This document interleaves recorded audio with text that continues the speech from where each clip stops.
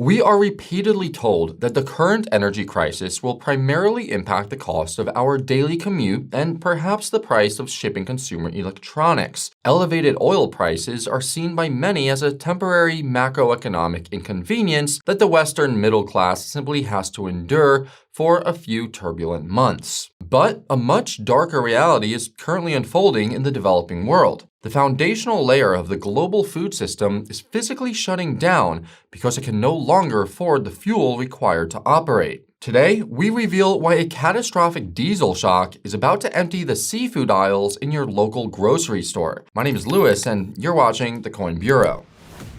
The modern global food system is a highly optimized industrial machine that is entirely dependent on cheap and abundant fossil fuels. While macro analysts frequently discuss the natural gas required to produce synthetic fertilizer, they almost never discuss the millions of gallons of marine diesel required to harvest the world's oceans. Commercial fishing is undeniably one of the world's most energy-intensive methods of food production. Global fishing fleets consume approximately 50 billion liters of diesel fuel annually, representing a massive and largely hidden energy dependency embedded directly into our protein supply. Fossil fuels historically account for roughly 20% to 50% of the total operating costs in industrial fishing operations, making these massive maritime fleets extraordinarily vulnerable to sudden commodity price shocks. We saw this exact dynamic play out during the 2008 oil spike, when fuel costs for fishing fleets surged to consume half of their total revenues, triggering massive global food inflation. And right now, we are witnessing the exact breaking point of this incredibly fragile system play out in real time across Southeast Asia. And to understand why this is the case, we need to look at the exact mechanics of commercial fishing. You see, industrial vessels do not simply sail to a location, turn off their engines, drop a line in the water, and wait for a bite. They carry three simultaneous and unavoidable energy demands that chug through massive volumes of fuel 24 hours a day. First is propulsion, which requires running big diesel engines at 80% load for extended periods just to maintain tension against the incredible resistance of heavy trawler gear dragging through the ocean currents. Second is the operation of industrial winches, which are hydraulic systems that draw heavily on the vessel's power during the continuous setting and hauling of enormous commercial nets. And third is the need for continuous industrial-scale refrigeration, frequently using incredibly power-hungry refrigerated seawater systems. Because fish spoil incredibly rapidly, these industrial refrigeration units must run continuously, regardless of whether the vessel is actively fishing, steaming to new grounds, or simply riding out a dangerous storm. Put simply, the engine room of a commercial trawler is never fully at rest. According to comprehensive academic studies, the global median fuel use intensity for commercial fisheries is 639 liters of fuel for every single ton of landed fish.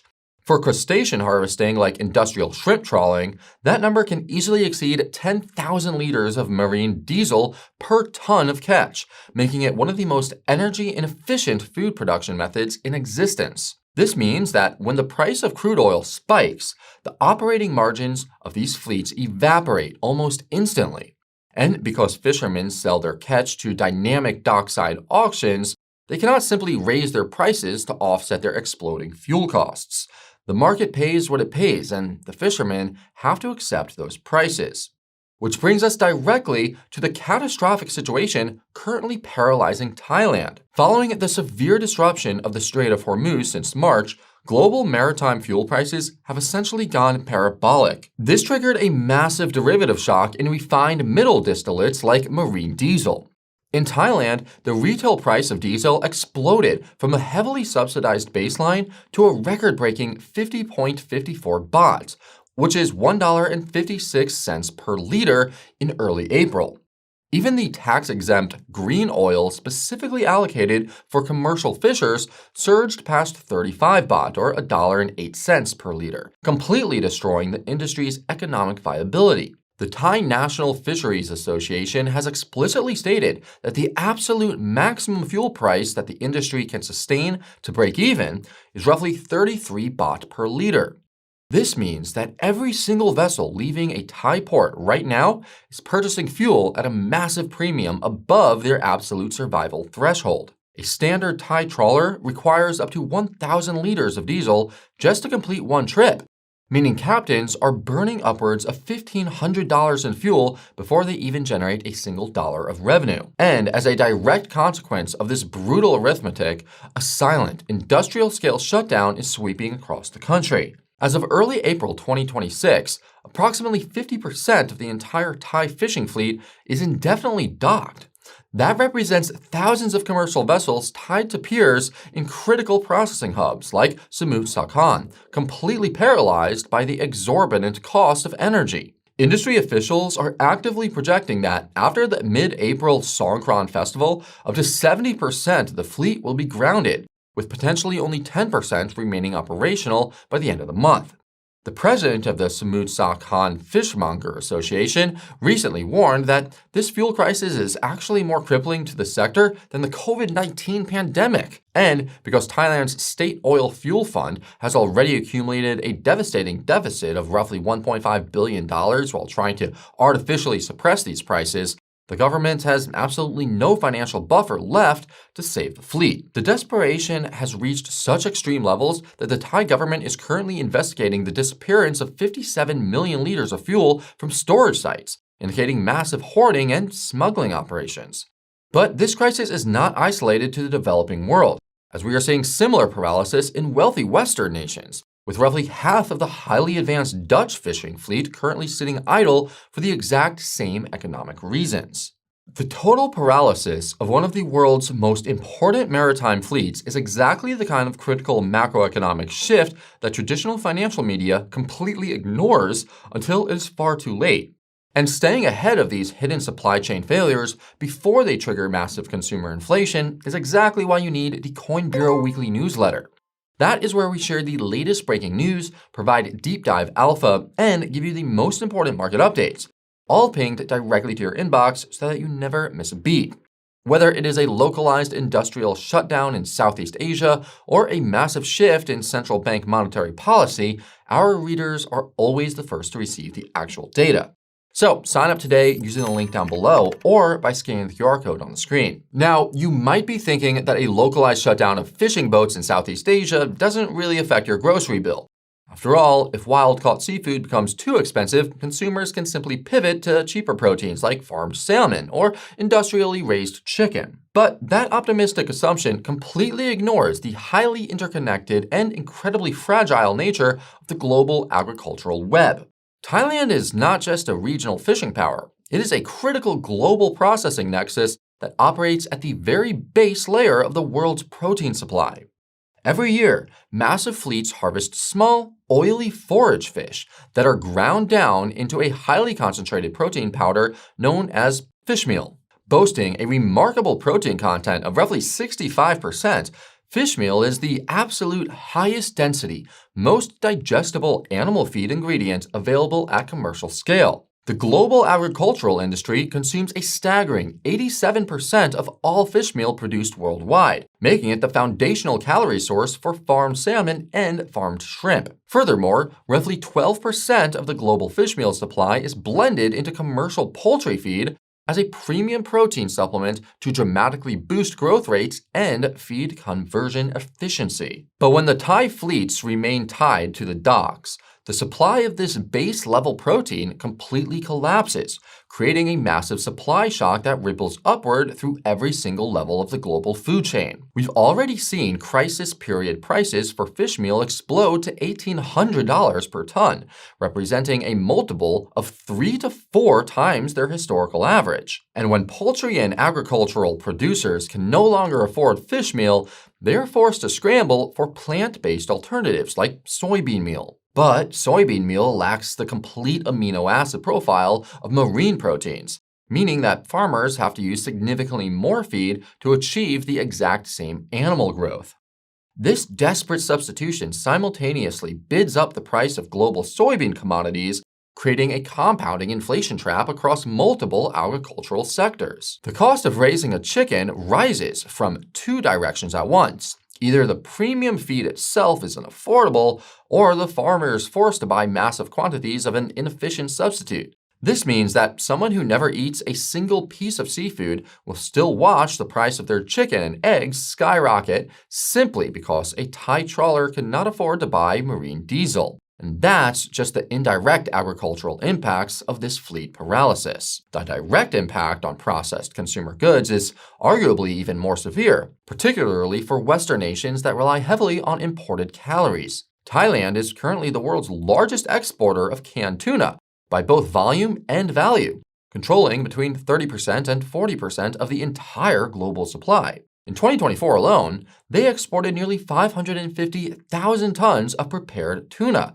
generating billions of dollars in revenue while supplying massive quantities of affordable protein to the United States and Europe. In fact, Thailand accounts for nearly half of all the canned tuna imported into the United States, making it a systematically critical node in the American food supply. Major corporate processors in Thailand import frozen tuna loins from across the Indo-Pacific, converting them into finished consumer goods that line Western supermarket shelves. But these processing plants are incredibly energy intensive, meaning the onshore cold storage and packing lines are facing the exact same devastating energy cost crisis as the ships at sea. No other single nation possesses the advanced processing infrastructure required to absorb this massive supply gap if the Thai processing industry grinds to a halt. Which brings us to the terrifying macroeconomic transmission of this event, and why it is guaranteed to hit the Western consumer. The journey from the trawler's refrigerated hold to a retail grocery shelf involves multiple layers of compounding logistical costs. Every single stage of the supply chain, from the processing plant to the refrigerated distributor to the retail supermarket, adds a percentage margin on top of its input cost. This creates a brutal markup amplification dynamic where a fixed dollar increase at the dockside becomes a proportionally massive price hike by the time that it reaches the final consumer. Furthermore, the global shipping industry is simultaneously experiencing its own fuel shock, with container shipping proxies like ZIM Integrated Shipping surging over 90% in just 6 months. Major logistic companies are already implementing emergency surcharges, with CMA CGM adding $3,000 per container on specific routes just to cover their exploding bunker fuel costs. So, when you combine record-high dockside fish prices with exploding maritime freight rates, the landed cost of imported seafood becomes completely unmanageable. Economists consistently note that the transmission from a sustained dockside price shock to measurable grocery shelf inflation typically takes anywhere from 3 to 6 months. This delay is driven by retail inventory drawdowns and forward purchasing contracts that temporarily mask the underlying physical shortage from the general public. But for industries with rapid production cycles, like the 6-week lifespan of a commercial boiler chicken, this inflationary wave moves incredibly fast. Conversely, farmed salmon takes roughly 3 years to reach market weight, meaning the exorbitant feed costs being locked in today will continue to drive retail inflation well into 2029. The huge cost increases occurring at the factory and fleet level today will fully hit supermarket shelves by mid to late 2026. The Food and Agricultural Organization's Food Price Index has already begun to surge, reaching its highest level since September 2025. Meanwhile, the UK Food and Drink Federation recently revised its 2026 food inflation forecast from a modest 3.2% to a devastating 9 to 10%. We are witnessing the early stages of a structural food crisis that begins in the developing world but ends directly at your dinner table. And the most alarming aspect of this impending grocery store shock is that global central banks are completely and utterly powerless to stop it. Institutions like the Federal Reserve use interest rate hikes to suppress consumer demand and cool down an overheating economy. But the crisis paralyzing the Thai fishing fleet is a purely physical supply-side shock, driven by the geopolitical destruction of energy infrastructure. Central banks cannot print fish, and they absolutely cannot subsidize the millions of gallons of diesel required to restart these fleets without triggering hyperinflation. Raising the federal funds rate will not magically lower the cost of marine gas oil in Singapore, nor will it clear the blockaded shipping lanes in the Middle East. Federal Reserve Chair Jerome Powell has previously acknowledged that monetary policy tools have absolutely no meaningful effect on these specific types of physical supply shocks. So, central bankers are effectively trapped in a devastating stagflationary bind with absolutely no viable exit strategy. If they aggressively raise interest rates to combat the rising prices of food, they risk crushing economic productivity and triggering a deep recession.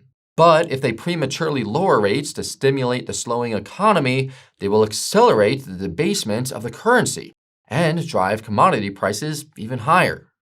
The University of Michigan Consumer Sentiment Index recently plummeted to levels historically associated with an active economic recession, proving that everyday citizens are already feeling this purchasing power erosion. In short, we've built a highly optimized, hyper-globalized supply chain that completely ignores the physical thermodynamic reality of energy scarcity. When the cost of the hydrocarbon inputs exceeds the market value of the protein being harvested, the entire agricultural machine simply stops working. And as the United Nations World Food Program warns that this compounding crisis could push an additional 45 million people into acute hunger, the true cost of this energy shock becomes impossible to ignore. The physical reality of thousands of commercial trawlers indefinitely tied to their peers proves that the foundational layer of our food system is structurally breaking under the weight of expensive diesel. When the energy required to harvest food becomes too expensive to burn,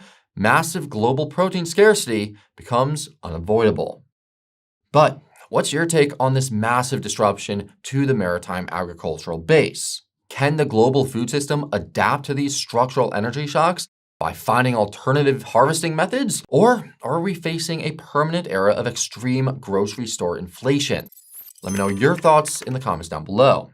And if you want to understand how the exact same energy crisis is destroying the global fertilizer supply chain, you have to check out our video on 2027 food inflation right over here. Thank you all so much for watching, and I'll see you again very soon. This is Lewis, signing off.